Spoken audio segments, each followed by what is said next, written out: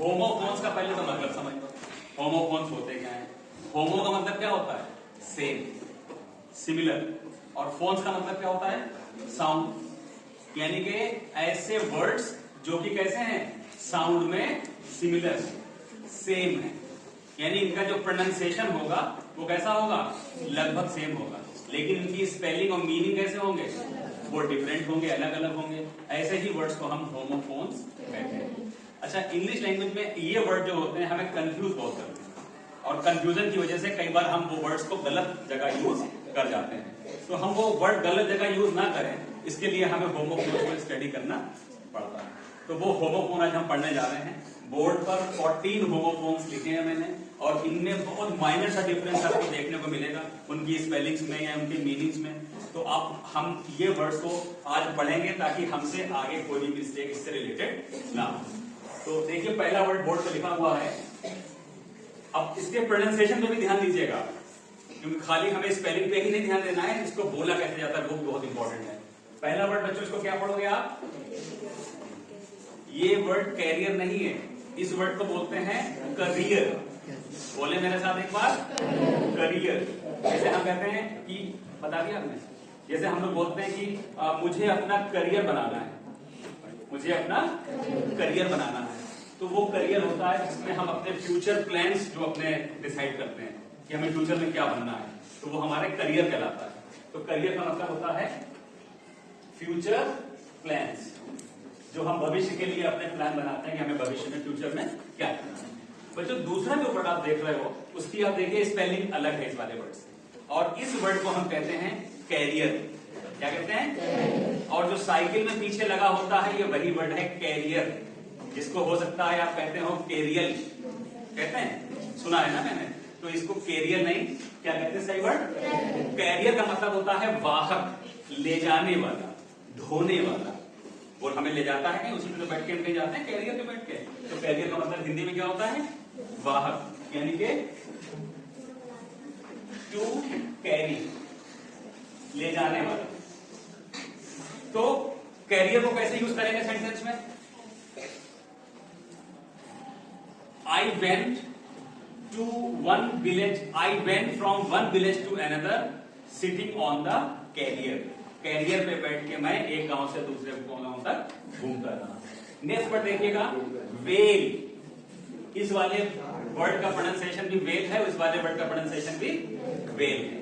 तो पहला वाला जो वेल है, VALE, ये वेल बच्चों वैली के लिए आता है। वैली का मतलब क्या होता है? घाटी।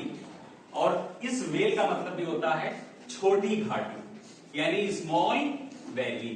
तो जो ये मिनिएचर फॉर्म कहलाते हैं, ये किसी बड़ी चीज का छोटा रूप, तो ये कहलाएगा आ स्मॉल वैली, छोटी सी घाटी। तो याद रखिए, वैली से वेल आपको याद भी रहेगा, याद करने में कोई समस्या नहीं आएगी। फिर आता है नेक्स्ट वर्ड VEIL, इसको बोलते हैं व्हील। क्या बोलते हैं इसको? व्हील। व्हील का मतलब होता है घूंघट, पर्दा। घूंघट करते हैं? नहीं, मेरी दुल्हन आती क्या करती है? घूंघट करते हैं। तो ये वही व्हील है। ये तो व्हील का मतलब क्या होता है? घूंघट या पर्दा। नेक्स्ट देखिएगा SITE, क्या है ये वर्ड? साइट। फिर नेक्स्ट देखिएगा CITE, ये भी साइट है। फिर देखिए SIGHT, ये भी साइट है। फिर SIDE, ये साइड है।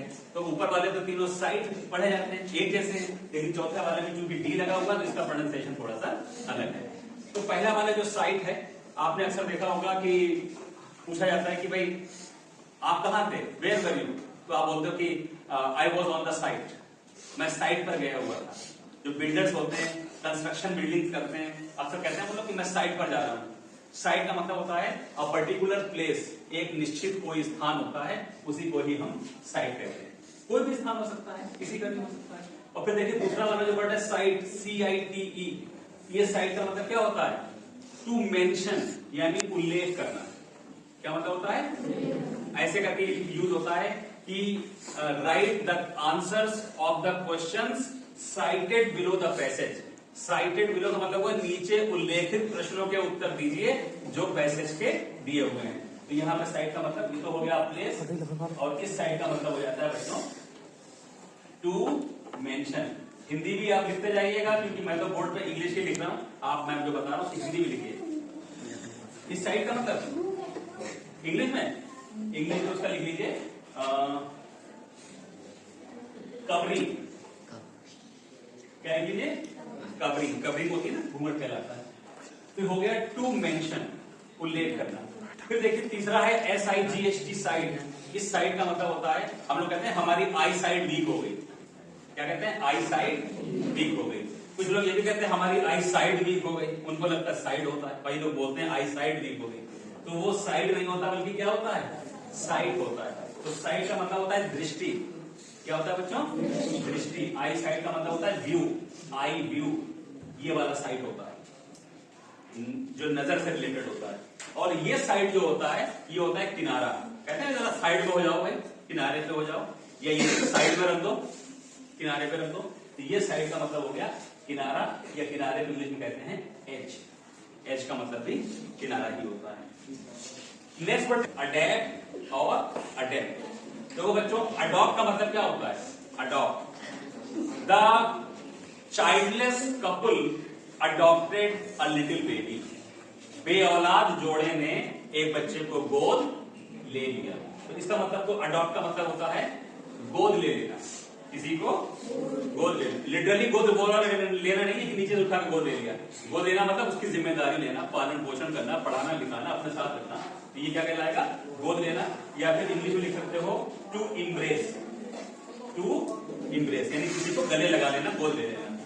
फिर दूसरा वर्ड है अडेप्ट। अडेप्ट का मतलब होता है अनुकूलन होना। अडेप्ट का मतलब क्या होता है बच्चों? अनुकूलन होना, यानी ढल जाना अपने आप में। सपोज करिए अभी हम लोग यहाँ कहाँ हैं? इंडिया में है, जाड़े हो रहे हैं, ठंड हो रही है कटाकटी की। अभी हम राजस्थान में जाएंगे तो हमें वहां का टेम्परेचर नॉर्मल मिलेगा, 21, 22, 23 ऐसा मिलेगा। वहां ये स्वेटर जैकेट की जरूरत नहीं पड़ेगी। तो हम क्या करते हैं? I went to Rajasthan and I adapted in the environment, in the climate there. वहां के वातावरण में क्या कर गया? अडेप्ट कर गया। इसका मतलब होता है सुइटेबल। अडेप्ट का मतलब क्या होता है बच्चों? सुइटेबल यानी अनुकूलन होना, किसी के माहौल में ढल जाना। और वहीं अडेप्ट का मीनिंग होता है कुशल होना, स्किलफुल होना। अडेप्ट का मीनिंग क्या होता है बच्चों? स्किलफुल, स्किलफुल यानी कुशल होना। आप बोल सकते हो कि I am adapt in computers, यानी मैं कंप्यूटर्स में क्या हूं? अडेप्ट हूं, कुशल हूं, स्किलफुल हूं, कर सकता हूं ये काम। फिर देखिए DEFY, इसको पढ़ते हैं डिफाई। बोलिए मेरे साथ, ये वर्ड कहलाता है डिफाई। डिफाई का मतलब होता है किसी की आज्ञा पालन ना करना, यानी कि अवज्ञा करना, उल्लंघन करना आज्ञा का। इंग्लिश में लिखते हैं टू डिसओबे। सेंटेंस में कैसे यूज करोगे? दिस बॉय डिफाइड हिज टीचर, यानी इस लड़के ने अपने टीचर का क्या किया? आज्ञा का पालन नहीं किया, उल्लंघन कर दिया। जबकि इस वर्ड को जिसमें आई लग जाता है इसको बोलते हैं DFI। क्या बोलते हैं बच्चों? DFI। DFI का मतलब क्या होता है बच्चों? किसी को ईश्वर तुल्य मान लेना, किसी को ईश्वर तुल्य मान लेना, उसको उसकी पूजा करना। आपने देखा होगा कई बार व्यक्तियों की भी लोग पूजा करते हैं। कलकत्ता में जो है अमिताभ बच्चन की मंदिर में पूजा होती है, मालूम आपको? उनकी मूर्ति रखी हुई है कोलकाता में, वहां उनकी पूजा करते हैं वहां के लोग। तो इसका मतलब होता है to worship somebody as a god, ईश्वर के तुल्य किसी को मान लेना। नेक्स्ट देखिएगा PALE, पेल। पेल का मतलब होता है कमजोर, पीला पड़ जाना। कहते हैं तुम तो बहुत कमजोर हो गए, तुम पीले पड़ गए, कहते हैं जब कोई कमजोर हो जाता है, बीमारी से पीला पड़ जाता है, कमजोर हो जाता है। तो मतलब होता है पेल का टू वीक। और वही PAIN, पेल, ये भी पेल है। इसका मतलब होता है बाल्टी। इसका मतलब क्या होता है? वैसे तो बाल्टी की इंग्लिश आप लोगों ने बकेट सुनी होगी, लेकिन बकेट के अलावा दूसरा वर्ड क्या होता है? पेल। द पेल एंड मग, यानी बाल्टी और मग, जिसको आप मग्गा कहते होगे। इंग्लिश का वर्ड क्या है वो? Mug. PAIN, what is it? Pain. PAIN क्या कहते हैं? आज हाथ में बड़ा पेन है सुबह। जबकि ये क्या होता है वर्ड? ये पेन होता है। इसको पेन नहीं कहना है। ये क्या है बच्चों? ये पेन है। और ये जो हाथ में हो रहा है ये क्या है? ये पेन है। तो पेन का मतलब होता है दर्द। क्या होता है बच्चों? दर्द को इंग्लिश में लिख सकते हो आप फिजिकल डिस्कम्फर्ट, फिजिकल डिस्कम्फर्ट। और ये जो नीचे लिखा PANE ये भी पेन है। ये क्या है बच्चों? ये भी पेन है, लेकिन इस पेन का मतलब होता है ये जो खिड़की में कांच लगा है, खिड़की में जो शीशा लगा है, इसको बोलते हैं विंडो पेन। इसको ग्लास नहीं कह सकते हो आप, इसको मिरर नहीं कह सकते हो आप। ये क्या कहलाएगा बच्चों? Window pane. तो ये विंडो पेन वाला ही पेन है ये। इसका मतलब खिड़की का शीशा, तो ये विंडो ग्लास हो जाता है। मीनिंग में हम ग्लास वर्ड लिख रहे हैं, लेकिन पेन वर्ड यूज होता है। फिर देखिए FAIR और FARE। तो पहला जो FAIR है फेयर, इसका मतलब क्या होता है? मेला या किराया? मेला। जो FAIR है इस फेयर का मतलब क्या होता है? मेला। और मेले इंग्लिश में क्या लिखेंगे? फेयर को एग्जीबिशन भी लिख सकते हैं, क्योंकि चाहे मेला कह लीजिए चाहे नुमाइश कह लीजिए एक ही बात है। और नीचे जो FARE फेयर है, इसका मतलब क्या होता है? किराया। ठीक है, तो ये किराया हो गया। किराया का मतलब टिकट, किराया किसी चीज का टिकट लेते हैं। फिर देखिए 3 वर्ड नीचे दिए हैं, आइडियल, आइडल और आइडोल। बच्चों आइडियल का मतलब क्या होता है? हिंदी में कहते हैं आदर्श। Doctor APJ Abdul Kalam is my ideal. वो मेरे क्या है? आदर्श हैं। आइडियल का मतलब होता है जिसकी तरह हम बनना चाहते हैं लाइफ में, जो मेरा रोल मॉडल है उसको आइडियल कहते हैं। तो मीनिंग में लिख दीजिए रोल मॉडल। वहीं IDLE आइडल बच्चों क्या मतलब होता है? हिंदी में क्या कहते हैं? He is an idle person. Idle का मतलब होता है बेकार, जो क्या है? खाली है, बेकार है, किसी काम का नहीं है। तो इंग्लिश में इसको लिखेंगे वर्थलेस। बेकार के लिए क्या वर्ड यूज करेंगे? वर्थलेस। और फिर है IDOL, आइडोल। आइडोल कहते हैं बच्चों प्रतिमा को, मूर्ति को, जो मंदिर में हो सकती है, आपके घर में लगी हो सकती है। तो ये कहलाती है इमेज, या फिर स्टैचू भी कह सकते हो आप इसे। किसी प्रतिमा को, किसी मूर्ति को क्या कह सकते हो? स्टैचू भी कह सकते हो। चलिए इधर देखते हैं। फिर ये 2 वर्ड आ गए, एडवाइस, एडवाइस। इन दोनों में आप देख रहे हो खाली एक ही अंतर दिख रहा है, एक में C लगा है और नीचे S लगा हुआ है। बाकी थोड़ा सा बोलने में भी अंतर है। ऊपर वाले को हम बोलते हैं एडवाइस, यानी सा की आवाज है। नीचे वाले को हम बोलते हैं एडवाइस, यानी Z की आवाज है। तो जो ऊपर वाला है इसमें सा की आवाज है बच्चों, ये नाउन फॉर्म कहलाता है। कौन सा पार्ट ऑफ स्पीच है? जबकि नीचे वाला कौन सा है? ये वर्ब फॉर्म है। तो इसको ऐसे बोलते हैं please give me a piece of advice, यानी कि मुझे एक सलाह दीजिए। तो हमने ऊपर वाला यूज किया, please give me a piece of advice. नीचे वाला इसको ऐसे यूज करेंगे, ही एडवाइज्ड मी टुडे, उसने मुझे आज एक सलाह दी। तो वर्ब की तरह यूज हुआ है, तो फिर ये वाला हो जाएगा। इसका मतलब होता है एडवाइस का इंग्लिश में क्या लिखते हैं? सजेशन, या फिर हिंदी में कहोगे सलाह। और ये होता है सलाह देना, इसलिए इसको लिखेंगे टू सजेस्ट। फिर देखिए आता है वर्ड एक्सेप्ट और एक्सेप्ट। ये 2 वर्ड आते हैं, एक्सेप्ट और एक्सेप्ट। बोलने में बहुत ही सिमिलर लग रहे हैं, एक जैसा लग रहा है, लेकिन थोड़ा सा फर्क है। एक बार मेरे साथ बोलिए, एक्सेप्ट, एक्सेप्ट। इसकी प्रैक्टिस करेंगे, ये आपको आ जाएगा। एक्सेप्ट का मतलब होता है बच्चों स्वीकार करना। क्या मतलब होता है? टू एडमिट समथिंग, किसी चीज को स्वीकार कर लेना, मान लेना, to admit.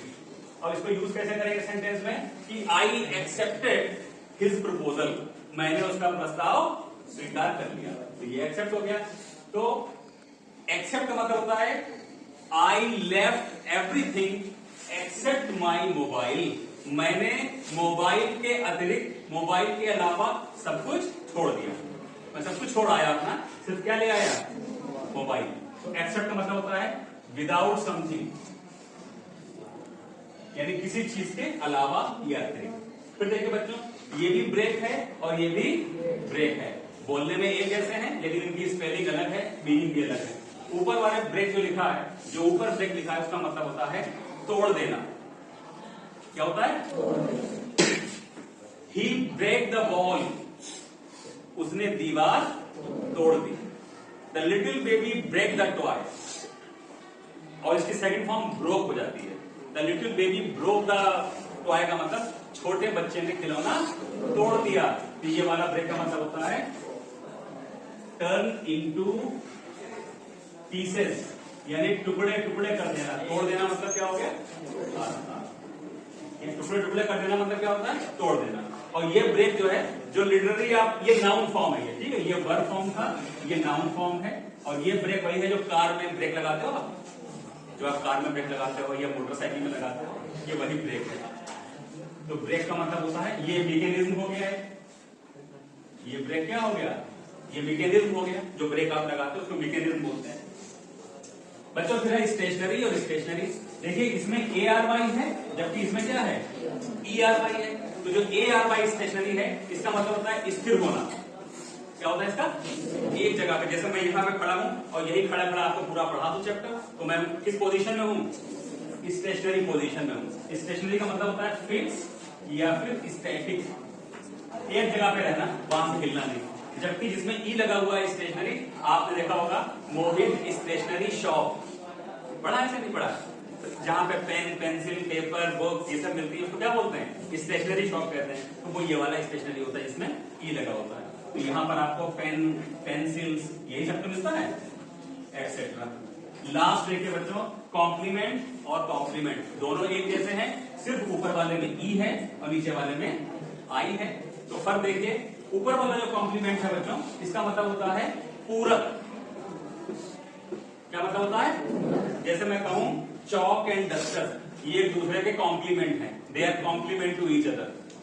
Without chalk there is no use of this duster, without duster there is no use of chalk. तो बिना चॉक और डस्टर के आपको ये यूजलेस है, तो इसको कहते हैं कॉम्प्लीमेंट। कॉम्प्लीमेंट को हिंदी में कहते हैं पूरक, और इंग्लिश में लिख लीजिए इसका मीनिंग एडिशनल। क्या लिखेंगे? कोई चीज एडिशनल। कॉम्प्लीमेंट जिसमें आई लगा हुआ है, इसका मतलब होता है बच्चों प्रशंसा करना, तारीफ करना। कॉम्प्लीमेंट, जैसे आप किसी की तारीफ करते हैं तो वो क्या कहता है आपसे? थैंक्स फॉर द कॉम्प्लीमेंट, यानी प्रशंसा के लिए आपका धन्यवाद। तो इसका मतलब होता है एडमायरेशन, यानी कि तारीफ। एडमायरेशन का मतलब तारीफ। तो आज के लिए इतना ही, कल हम लोग फिर किसी नए टॉपिक के साथ में क्लास में